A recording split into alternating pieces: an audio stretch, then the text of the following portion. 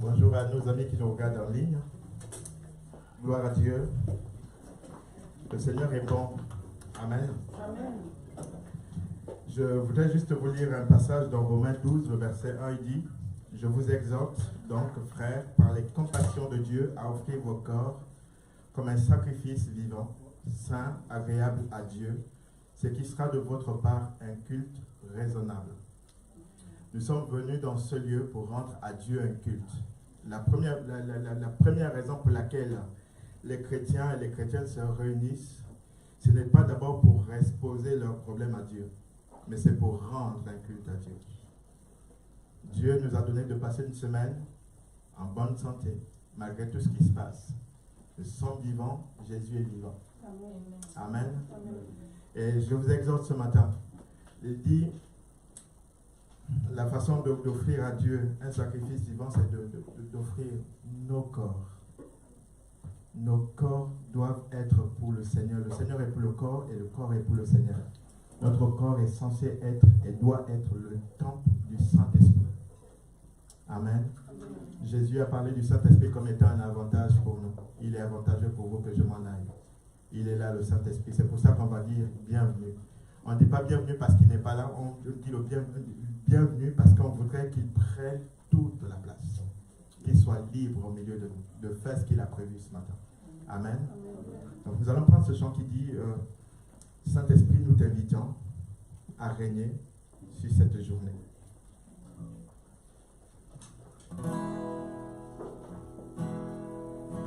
Saint-Esprit, nous t'invitons à régner sur cette journée.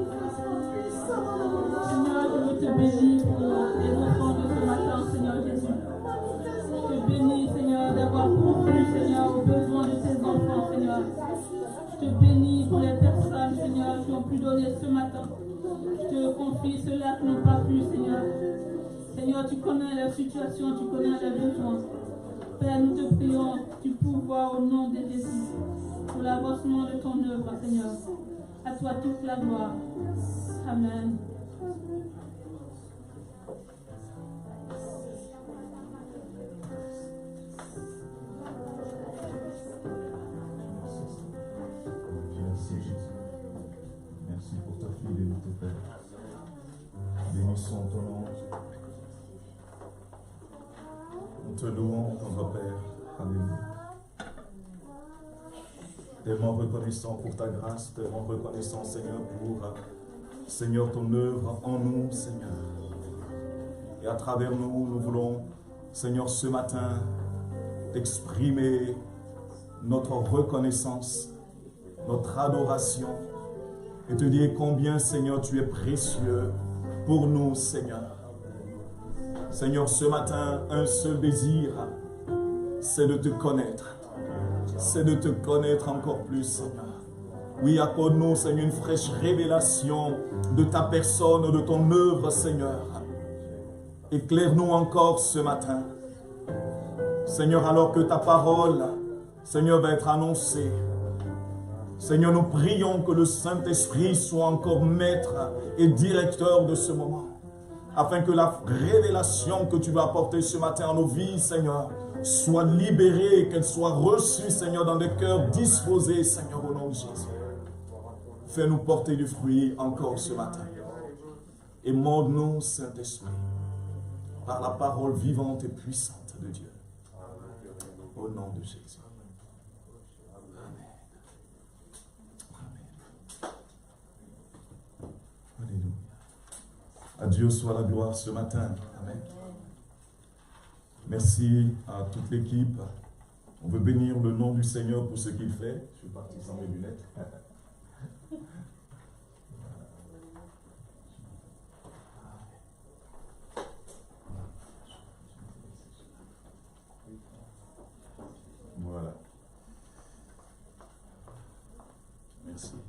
Voilà, je lis, plus ma vue baisse. Que le nom du Seigneur soit béni. Alors, on est vraiment dans la joie ce matin pour nos bien-aimés qui sont venus nous soutenir ce matin. Tristan, Laetitia, Josué, merci pour le temps pris, pour la consécration. On bénit également le Seigneur pour nos amis qui nous viennent de la région parisienne. Donc, Sheila, voilà, qui sert le Seigneur en région parisienne. Elle n'aime pas trop qu'on dise ce qu'elle fait exactement. Mais voilà, on va dire qu'elle sert le Seigneur de tout son cœur en région parisienne. Et voilà, on bénit le Seigneur pour le ministère d'évangéliste qu'il a placé dans sa vie et par lequel voilà, il se sert d'elle. Également, notre fille, Sylvie. Et on a aussi André, donc, qui est le fils de Sheila. Voilà. Il ne faut rien toucher. Voilà. Et on bénit Dieu pour cela. Alors que le Seigneur nous bénisse ce matin. On a commencé depuis plusieurs semaines, j'ai envie de dire depuis qu'on a repris les cultes en ligne. On a commencé une série sur la liberté. Et on a continué avec ce que Dieu voulait que nous puissions vivre en tant qu'Église, donc la guérison. Et ce matin, on va poursuivre, on va parler du contentement. Dimanche dernier, on a posé la question de savoir s'il était possible de vivre heureux dans le contexte dans lequel nous sommes aujourd'hui, dans la société dans laquelle nous vivons et nous évoluons. Est-ce qu'il était possible pour nous de vivre heureux? Nous avons compris que Dieu avait déjà prévu pour nous une vie heureuse, abondante et épanouie. Et que même par la bouche du psalmiste dans le premier des psaumes, il a dit que celui qui se loigne du mal, celui qui se loigne du chemin de ceux qui se moquent et qui trouve toute sa joie, qui met tout son plaisir dans la parole de Dieu, dans la loi de l'Éternel, qui la médite jour et nuit, celui-là est un bon candidat à la vie heureuse. Parce qu'en réalité, ces racines vont s'enfoncer non seulement dans la parole de Dieu, mais dans la vie de Dieu et dans le Seigneur lui-même. Son socle sera surtout le Seigneur. Et ce matin, Dieu m'a mis à cœur de partager avec vous au sujet du contentement. Et le contentement, en travaillant sur ce message, en méditant sur la pensée que le Seigneur voulait que je comprenne et que je puisse partager avec vous ce matin, j'ai compris que le contentement, en réalité, faisait partie des principes de vie qui nous conduisent à vivre une vie heureuse. Amen. Et c'est pour ça que le message s'intitule « Le contentement qui œuvre à ta paix ». Amen. Amen. Dans la continuité donc de ce message sur comment vivre heureux, on va lire dans le psaume 25 ceci, à partir du verset 12 jusqu'au verset 13. Vous vous souvenez, on a aussi parlé de la crainte du Seigneur, craindre le Seigneur, ce que cela voulait dire concrètement. Et il dit ici dans le psaume 25, « Quel est l'homme qui craint l'Éternel? L'Éternel lui montre la voie qu'il doit choisir, et son âme reposera dans le bonheur, et sa postérité possédera le pays. » Amen. La société dans laquelle nous sommes est une société de consommation, et même de surconsommation. Et on nous incite à chaque fois à consommer plus. Il y a toujours des nouveautés qui nous sont proposées. Et tout ça, finalement, a pour but de nous pousser à toujours vouloir plus, à toujours vouloir mieux, à toujours vouloir le dernier gadget à la mode. Et donc, vivre comme ça dans cette société, parfois finit par affecter même notre vie spirituelle et notre façon d'envisager notre relation avec le Seigneur. On veut toujours plus, On veut toujours des choses de la part de Dieu, mais bien souvent on se soucie peu de ce que Dieu lui veut. Et parler ce matin de contentement, je ne sais pas quand on dit contentement, ce qui vous vient à l'idée. Peut-être c'est, allez, tout s'arrête, c'est un stop, c'est un frein, tout est fini. C'est la souffrance, c'est une vie misérable. Mais on va voir qu'en réalité, quand on parle du contentement, le but ce n'est pas de brider nos ambitions, ce n'est pas de brider notre désir d'être heureux, ce n'est pas de brider notre envie de réussir.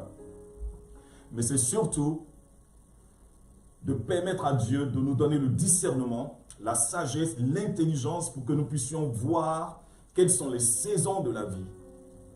Et dans quelle saison, nous, personnellement, nous sommes dans notre marche avec le Seigneur. Et de comprendre ce que Dieu attend à partir de la compréhension que nous avons eue de la saison dans laquelle le Seigneur nous a placés. Parce qu'en réalité, notre vie, on ne la vit pas uniquement par rapport à nous-mêmes, mais on la vit surtout pour le Seigneur. C'est pour le Seigneur et c'est pour cela que Paul a dit dans Galates 2, verset 20, « J'ai été crucifié avec Christ, et si je vis, ce n'est plus moi qui vis. C'est Christ qui vit en moi. » Ce qu'il a voulu partager ici, c'est le fait qu'il s'abandonnait entièrement au Seigneur pour que ce ne soit pas lui, Paul, qui vive, ce ne soit pas lui, Paul, qui mette en avant ses désirs, ses ambitions personnelles, égoïstes, mais il se laisse conduire, inspirer, diriger par le Seigneur. Comme Jean l'a dit, moi, je diminue et que lui, le Seigneur, puisse grandir, qu'il puisse croître, que ce soit désormais lui qui prenne la première des places. Quand Jean a commencé son ministère, les gens étaient frappés, étonnés de la puissance des paroles qu'il partageait, de la force de conviction qu'il avait dans les propos qu'il tenait en appelant le peuple à la repentance et en les appelant à préparer le chemin du Seigneur. Et quand Jésus apparut, il a compris que désormais, l'agneau qui ôte le péché du monde devait briller beaucoup plus, devait paraître beaucoup plus. Si je vis, ce n'est plus moi qui vis, c'est Christ qui vit en moi. Si je vis maintenant dans la chair, je vis dans la foi au Fils de Dieu qui m'a aimé et qui s'est livré lui-même pour moi, dit Paul. Le contentement, qu'est-ce que c'est? D'un point de vue général et d'un point de vue biblique, qu'est-ce que nous pouvons dire, qu'est-ce que nous pouvons donner comme définition? Est-ce que le contentement, je l'ai déjà dit peut-être en partie comme réponse, le contentement est-il incompatible avec mes projets de réussite et de succès? Pourquoi et comment dois-je pratiquer le contentement? Le contentement, on peut le comprendre comme étant tiré du verbe contenter qui signifie rendre quelqu'un content en lui procurant ce qu'il désire ou ce qui lui fait plaisir. Contenter quelque chose, c'est l'assouvir, c'est satisfaire et combler le besoin que l'on a pu avoir. D'un point de vue donc général, c'est l'état d'une personne qui est satisfaite, qui a en elle le sentiment intérieur et profond et durable que ses désirs sont comblés. Mais une fois qu'on a dit cela, on n'a pas tout dit encore. La parole de Dieu nous donne beaucoup d'exemples de vie, de personnes qui ont expérimenté le contentement. Soit parce qu'elles l'avaient choisi, soit parce que Dieu a voulu qu'elles y entrent. Et quand on applique une définition par rapport à la foi chrétienne de ce qu'est le contentement, on peut dire que c'est l'état de l'enfant de Dieu qui trouve en Dieu toute sa satisfaction et ses désirs comblés. Mais pour cela, il doit savoir être heureux maintenant avec ce qu'il possède déjà. Amen.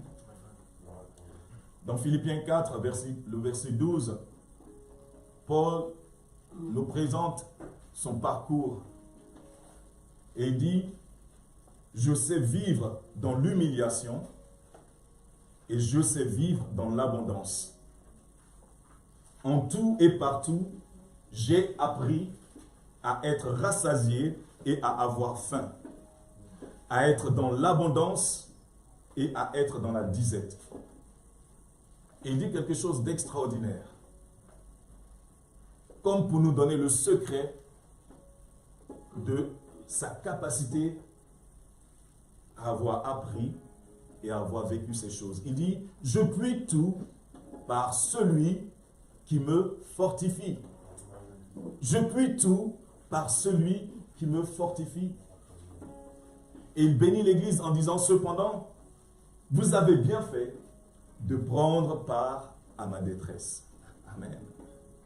En gros, même s'il avait la capacité et qu'il avait les aptitudes, parce que le Seigneur lui avait permis par le Saint-Esprit de savoir vivre dans ces différents temps de la vie, dans ces différentes saisons de la vie, il bénit Dieu de ce que l'Église a su se mobiliser quand il en avait besoin.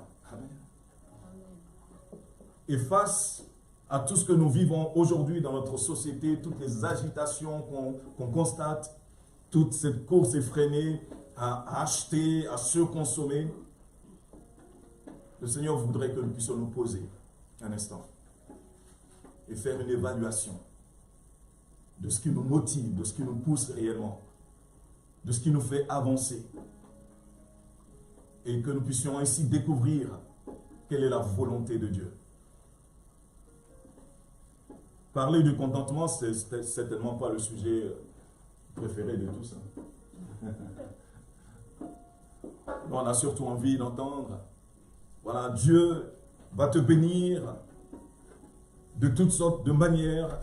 Oui, mais il y a parfois aussi, pour que la bénédiction soit une vraie bénédiction qui enrichisse notre vie, on a aussi besoin de passer par le temps que la Bible appelle le contentement. Et c'est aujourd'hui l'un de nos plus grands défis, c'est de savoir comment gérer toutes nos insatisfactions, comment gérer toutes les agitations, les inquiétudes qui peuvent surgir dans notre vie.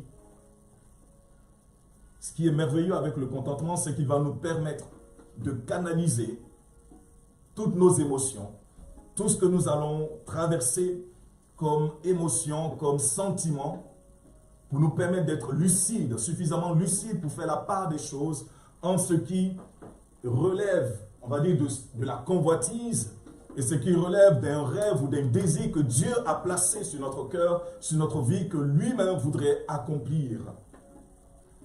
Un homme de Dieu dans le psaume 73 nous parle de son expérience. C'est le psaume d'Asaph. Dans le psaume 73, il nous dit ceci, « Oui, Dieu est bon pour Israël. » Amen. Il dit, oui, Dieu est bon pour Israël. Et il peut le dire de manière rétrospective parce qu'il a vécu quelque chose qui a troublé son cœur. Il a fait une observation qui a suscité en lui une certaine agitation. Mais je crois que, ayant fait le point avec Dieu, s'étant posé avec le Seigneur, il a compris et il a pu déclarer, en commençant par, oui, Dieu est bon pour Israël, pour ceux qui ont le cœur pur. Il dit toutefois, mon pied allait fléchir, mes pas étaient sur le point de glisser, car je portais envie aux insensés, en voyant le bonheur des méchants. Ah, mais ils prospèrent, ils ne connaissent pas Dieu, ils entreprennent quelque chose, ils réussissent. Mais, et moi alors?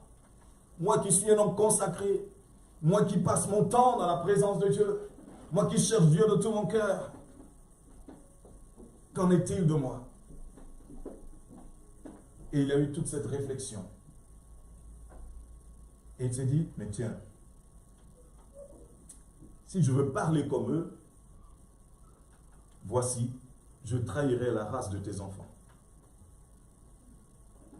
Il dit, quand j'ai réfléchi là-dessus, pour m'éclairer, la difficulté fut grande à mes yeux. Elle fut grande jusqu'à ce que j'eusse pénétré dans les sanctuaires de Dieu et que j'eusse pris garde au sort final des méchants. Amen. Ce qu'il nous dit en réalité ici, c'est que Dieu n'est pas fâché quand on se pose des questions légitimes. Mais Seigneur, je lis ça dans ta parole et je regarde ma vie et je vois qu'il y a comme un décalage. Qu'est-ce qui se passe? Seigneur, m'aurais-tu oublié? Seigneur, n'as-tu pas vu que j'ai besoin de telle ou telle chose? N'as-tu pas vu que j'ai besoin que cette situation se règle?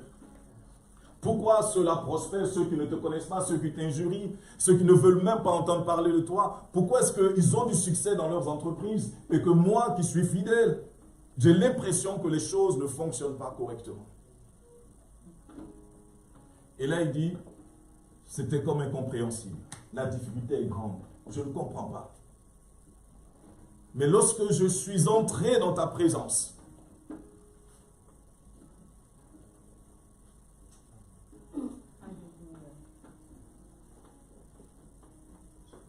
lorsque j'ai commencé à dire, je m'abandonne. Lorsque j'ai commencé à dire, Seigneur, ma vie t'appartient.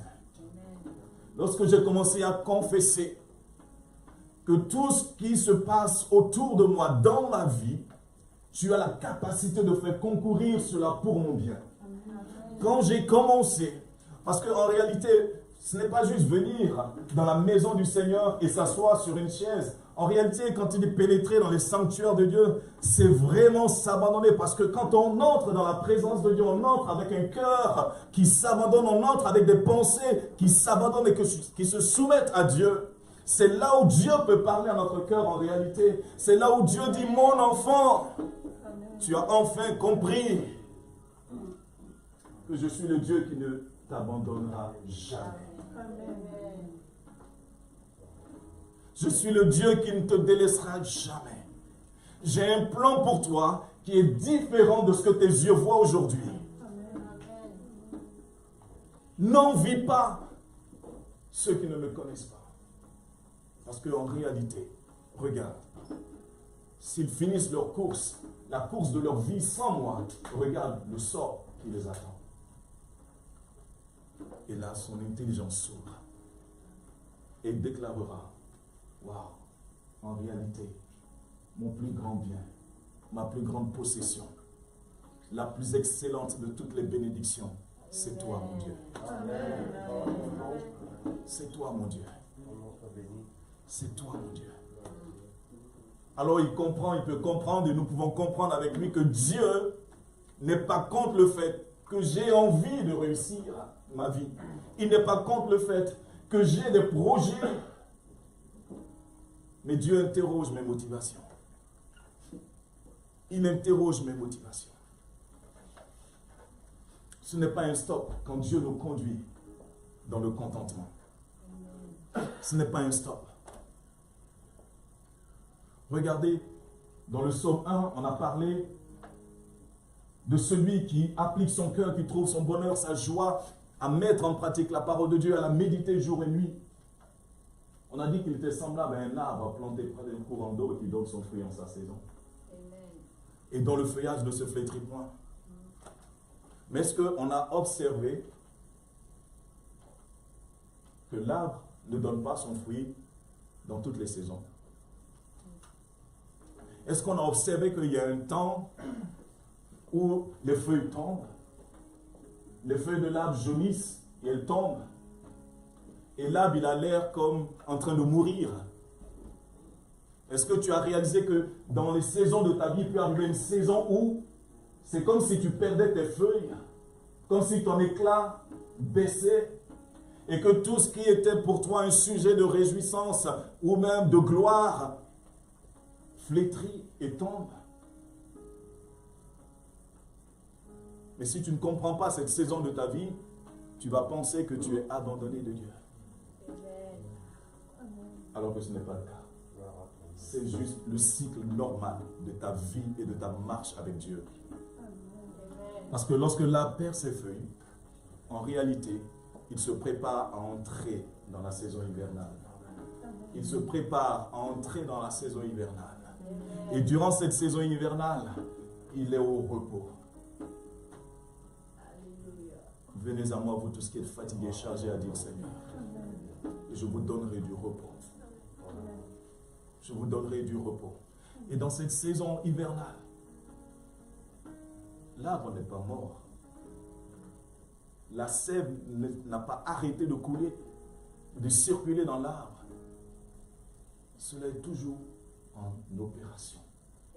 Jusqu'à ce qu'il y ait des bourgeons qui commencent. Avec une autre saison qui s'approche, les bourgeons arrivent. Et c'est comme le frémissement d'une bonne nouvelle qui vient. Mais nous, parfois, on veut juste le fruit. 365 jours sur 365 jours. Mais Dieu dit, comprends que ta vie a des saisons. Et comprends aujourd'hui dans quelle saison tu es. Réfléchis sur les événements de ta vie et comprends dans quelle saison tu es. Qu'est-ce que Dieu te dit aujourd'hui? Qu'est-ce que le Saint-Esprit est en train de te montrer? Dans quelle saison de ta vie es-tu? Es-tu dans la saison qui précède l'hiver? Es-tu dans cette période où les feuilles tombent? Où les choses semblent ne plus aller comme il faut? Ou peut-être, voilà, les grâces et les bénédictions que tu chantais ont comme disparu? Ou alors, tu es dans cette saison où Dieu te dit, entre dans mon repos. Fais silence. Laisse-moi travailler en profondeur. Amen. Tu veux du fruit? Laisse-moi travailler en profondeur. Amen. Laisse-moi travailler dans ton cœur. Laisse-moi travailler dans ta pensée. Laisse-moi travailler dans ton caractère. Laisse-moi travailler dans les dons et les talents que je t'ai confiés. Laisse-moi travailler. Et au temps marqué, personne ne t'empêchera, ne pourra retenir les fruits que je veux manifester dans ta vie. Jésus a dit dans Jean 15 que si nous portons beaucoup de fruits, c'est en cela que le Père sera glorifié. Donc le fait de porter beaucoup de fruits glorifie Dieu. Le fait que je réussisse dans les projets que Dieu a mis sur mon cœur honore le Seigneur. C'est sa gloire. Ce n'est même pas la mienne. C'est pour que les gens disent, waouh, mais ton Dieu est fort, il est grand, il accomplit des choses extraordinaires. Ce n'est même pas pour toi, même si tu vas en profiter.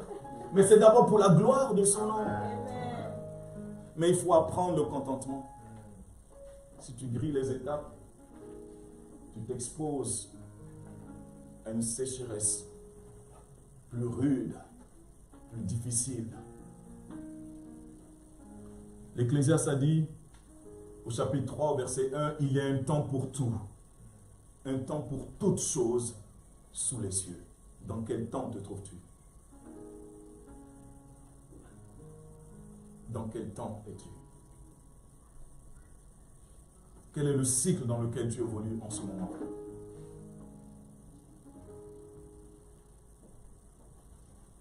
Si tu comprends cela, alors tu comprendras avec Paul quand il dit « Ne vous mettez en souci pour rien, mais en toute chose, exposez vos besoins à Dieu. Adressez-lui vos prières et vos requêtes en lui disant votre reconnaissance. Alors la paix de Dieu, qui surpasse tout ce qu'on peut concevoir, gardera vos cœurs et vos pensées sous la protection de Jésus-Christ. » Regardez ce que Paul dit. Il dit, adressez-lui vos prières et vos requêtes en lui disant aussi votre reconnaissance. Exposez-lui vos besoins. Je me pose la question et je dis, mais pourquoi Paul n'a pas dit, et Dieu vous exaucera? Pourquoi il n'a pas dit ça? Et qu'il dit, c'est la paix de Dieu qui surpasse tout ce qu'on peut concevoir, qui viendra comme un garde pour veiller sur notre cœur et sur nos pensées. Parce qu'il sait que l'attente de l'exaucement peut être une occasion pour l'adversaire de nous faire douter de l'excellence de la grâce que nous avons en Jésus-Christ. Et donc il dit, quand vous aurez fait cela, dites à Dieu combien vous lui êtes reconnaissant pour votre vie et pour ce qu'il fait en vous. Ne vous souciez pas de ce qui concerne l'exaucement. Ça appartient au Seigneur. Le Seigneur a fait des promesses fermes là-dessus. Mais Paul dit, ce sur quoi vous devez veiller en réalité, c'est votre cœur et ce sont vos pensées. Parce que entre la prière et l'exaucement de la prière, le temps qui se passe entre les deux, le gap qu'il y a là, entre les deux, c'est le gap où l'ennemi vient et dit, ah, si tu es enfant de Dieu, change ces pierres en pain. Ah, si tu es enfant de Dieu, mais pourquoi est-ce que tu ne vas pas faire ça? Si tu es enfant de Dieu et que Dieu est toujours avec toi, mais pourquoi tu ne te lèves pas? De toute façon, tout ce que tu vas faire va réussir. Il vient exciter notre orgueil, il vient exciter notre ego. Et Paul dit, vous avez besoin que vos cœurs soient gardés, vous avez besoin que vos pensées soient gardées sous la protection de Jésus-Christ. Dieu n'est pas contre. Mais il dit, le contentement te permettra de produire un fruit excellent. Parce que tu auras compris que ce que Dieu veut, c'est que tu prennes ce temps avec lui, ce cœur à cœur avec lui, et qu'il fasse monter les fruits qu'il désire. Comment puis-je pratiquer le contentement? Pourquoi dois-je le pratiquer? Le contentement, c'est une discipline spirituelle. On le voit, Paul a dit, j'ai appris. Il dit, je sais vivre. J'ai appris et je sais vivre. C'est une discipline. Il a dû apprendre à travers les circonstances, les difficultés qu'il a vécues. Et le Seigneur lui a enseigné ces choses. Le Seigneur lui a montré comment il doit vivre quand il n'y a plus de provision et comment il doit vivre quand il y a de l'abondance. Si on n'apprend pas dans le temps du manque, dans le temps de la disette, à vivre avec le Seigneur, on sera incapable de vivre avec lui quand il y aura de l'abondance. On sera incapable. Et donc le temps du manque est un temps où Dieu dépose en nous les ressources, les capacités, l'intelligence, la sagesse pour pouvoir gérer l'abondance. Et de sorte que quand on arrive dans le temps où Dieu a pourvu, où Dieu a manifesté sa divine provision, on sait qu'on n'est pas attaché à la provision, mais à celui qui a donné la provision. Parce que quand il n'y avait rien, on était ensemble. Dieu fait des choses extraordinaires. J'ai appris. Et la version du semeur est très intéressante pour le même passage de Philippiens 4, 11 à 13. Il dit, j'ai appris en toutes circonstances à être content. Content avec ce que j'ai. Je sais vivre dans le dénuement. Je sais aussi vivre dans l'abondance. C'est le secret que j'ai appris. C'est le secret que j'ai appris. M'accommoder à toutes les situations et toutes les circonstances. Que je sois rassasié ou que j'ai faim. Que je connaisse l'abondance ou que je sois dans le besoin. Il dit, je peux tout grâce à celui qui me fortifie. Amen. Et donc, quand j'ai de l'incapacité à vivre dans le manque, je peux dire au Seigneur, donne-moi ta force, donne-moi ta capacité, rends-moi capable de vivre ce temps et de traverser ce moment. Car je sais que tu es là avec moi dans le dénuement. Et tu es aussi là quand il y a de l'abondance. Apprends-moi à m'accommoder à toutes les situations et toutes les circonstances. Je ne parle pas des choses que l'ennemi veut nous imposer. Je parle du plan de Dieu. Je parle de notre relation avec Dieu et de comment Dieu ordonne nos pas et comment il dirige nos voies pour que son nom soit honoré.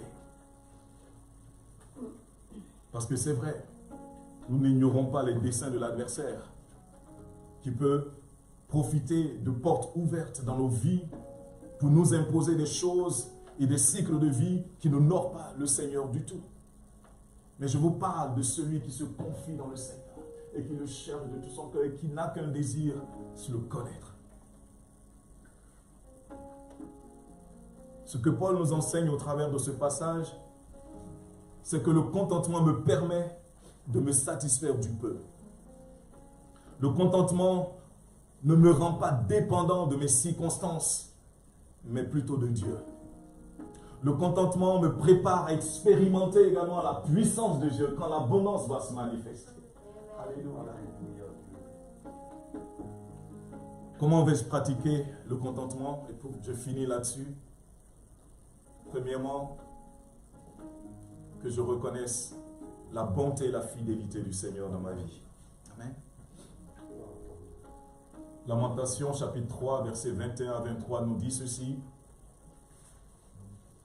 Il dit, voici la pensée que je me rappelle à moi-même. Ou encore dans d'autres versions, que je veux repasser sur mon cœur. Que je veux me répéter.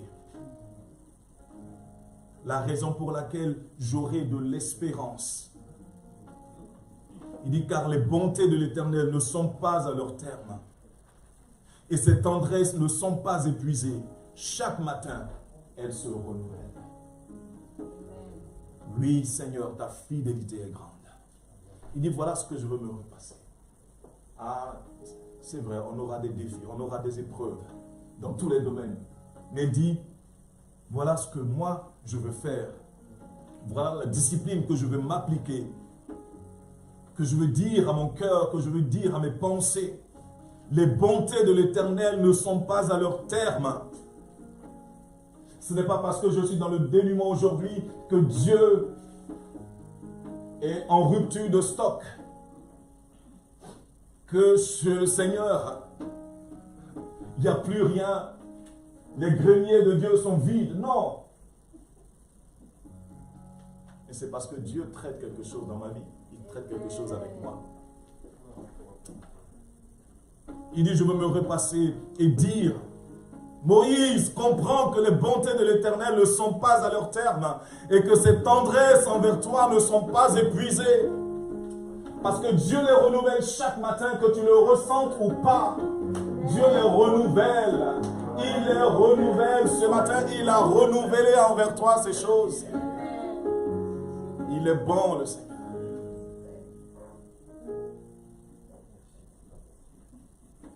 Il est bon, le Seigneur.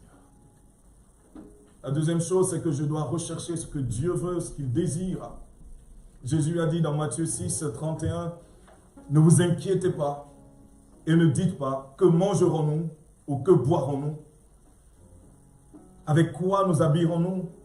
Toutes ces choses, les païens s'en préoccupent sans cesse, sans cesse. Mais vous, votre Père qui est aux cieux, c'est que vous en avez besoin. Amen. Dieu sait que j'ai des besoins. Dieu sait que tu as des besoins. Et qu'est-ce qu'il fait? Il te donne un principe. Cherche-moi d'abord. Pour qui je suis. Cherche-moi d'abord pour qui je suis. Il dit cherchez premièrement le règne de Dieu, ce qui est juste à ses yeux. Faites-en votre préoccupation première. Et toutes ces choses, tous vos besoins, vous seront donnés, seront comblés. Amen. Ah Seigneur, enseigne-nous ces choses. Apprends-nous à entrer dans cela, Seigneur. Il dit, ne te soucie même pas du lendemain, parce que le lendemain aura soin de lui-même. À chaque jour suffit sa peine. Vis maintenant avec Dieu. Avant de te projeter dans 2, 3, 4 jours, ou 1 mois, 5 ans, vis maintenant. Qu'est-ce que Dieu te dit aujourd'hui, maintenant? Parce que si tu commences à pleurer pour quelque chose qui doit arriver dans 5 ans, tu rates aujourd'hui. Tu rates aujourd'hui ce que Dieu veut te donner aujourd'hui pour que dans 5 ans tu sois prêt. Alors, fortifie-toi. Troisième chose, c'est de faire mourir mes propres désirs, mes désirs charnels et mondains. Je répète, mes désirs charnels et mondains doivent mourir. L'apôtre Jacques a dit dans Jacques 4, le verset 4, on l'appelle le 4-4, « Peuple adultère que vous êtes, ne savez-vous pas qu'aimer le monde, c'est haïr Dieu, si donc quelqu'un veut être l'ami du monde, il se fait l'ennemi de Dieu. Alors Jacques ne parle pas d'avoir des amis qui ne connaissent pas Dieu, mais il parle de s'attacher aux principes, à la mentalité qui gouverne les gens du monde. Si je veux m'attacher à leur façon de fonctionner, si je veux m'attacher à leurs valeurs, ben, je me fais ennemi des valeurs de Dieu et de Dieu. Jésus a dit, on ne peut pas servir deux maîtres. Soit on en aimera un et on haïra l'autre, soit on méprisera l'un et on bénira l'autre, on préférera l'autre. Donc il y a un choix à faire. Il y a une prise de position à avoir. Et l'apôtre Jean va reprendre la même pensée dans 1 Jean chapitre 2 versets 15 à 17. Il dit, n'aimez point le monde ni les choses qui sont dans le monde. Si quelqu'un aime le monde, l'amour du Père n'est point en lui.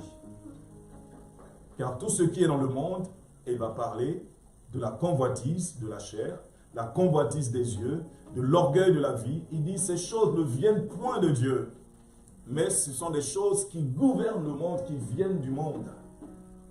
Et il dit, le monde va passer, bien aimé. Si tu t'attaches au monde, comme un compagnon de Paul a quitté Paul pour aller pour les choses de ce monde, il dit, le monde passe et sa convoitise aussi, mais celui qui fait la volonté de Dieu demeure éternellement. Amen. Dieu soit la gloire. Et pour finir, comment pratiquer le contentement, c'est de m'attacher au Seigneur. On aime bien ce psaume, le psaume 37, le verset 4 à 6. Il dit, en Dieu mets ta joie et comblera les vœux de ton cœur. Dans la version seconde, il est dit, fais de l'Éternel tes délices et il te donnera ce que ton cœur désire. Verset 5, c'est à l'Éternel qu'il te faut remettre tout ton avenir. Aie confiance en lui et il agira. On l'a beaucoup chanté cette semaine. Il agira, oh, ma vie est en ses mains, il agira. Il fera paraître ta justice comme la lumière et ton droit comme le soleil à midi. Dieu va faire cela à condition que toute ta joie soit en lui. Que le Seigneur, notre Dieu, le Seigneur de la paix, nous donne lui-même cette paix qui découle du contentement, parce que nous nous enracinons en lui. Et que sa grâce soit notre partage ce matin. Je vais demander à Sheila de bien vouloir prier pour l'Église. Alléluia, Jésus. Seigneur, je veux te bénir et te rendre toute la gloire. Tu es le Dieu de l'impossible. Quand toi tu te révèles, Seigneur, là où il y a la mort, la vie en abondance prend place. Quand toi tu viens, Seigneur, c'est ta restauration qui dépasse la justice des hommes, Seigneur, qui se manifeste. Quand tu arrives, Papa, c'est l'amour véritable qui bâtit, qui construit et qui épanouit l'esprit, l'âme et le corps qui prend place. Quand tu arrives, Jésus, ton esprit puissant et glorieux qui a donné cette vie à Jésus-Christ de Nazareth et que Père qui a détruit la mort qui était l'âme absolue de Satan, Seigneur, se manifeste en nous. Nous ne sommes rien, Père, mais tu es tout, Seigneur. Tu es tout, Père. Prends toute la place. Et que Père, toi qui connais chacun, chaque personne ici qui est l'œuvre de tes mains, Seigneur, le chef-d'œuvre de ton cœur, Père, prend toute la place. Et que, Père, nos yeux physiques disparaissent. Mais tes yeux, Seigneur, qui voient le plan merveilleux que toi t'as bâti pour la vie de tout un chacun, Seigneur, prennent place. Et que chaque vie, Père, par la puissance de ton esprit, devienne l'adorateur selon ton nom, selon ton cœur. Et éternel Dieu, ta présence qui libère pleine place et libère les corps captifs au nom de Jésus. Bénis ton peuple, Seigneur, et instruis-le pour la gloire. Bénis cette maison. Amen.